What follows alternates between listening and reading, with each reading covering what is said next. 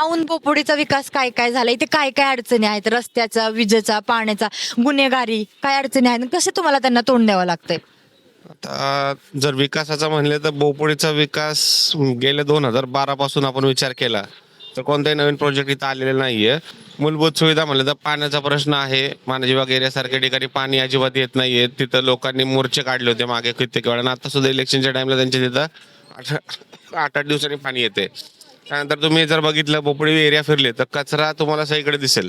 त्यामुळे कचरा इथं उचलला जात नाही. तिथं जे काही साठवला जातो तो एका ठिकाणी साठवलं तर दुर्गंधी वाढते. त्यानंतर तुम्ही टॉयलेट्स ज्या स्वच्छतागृह आहेत ते बघितले तर तेही एकदम म्हणजे त्यांची दशा एकदम झालेली, दुर्दशा झालेली आपण म्हणू शकतो.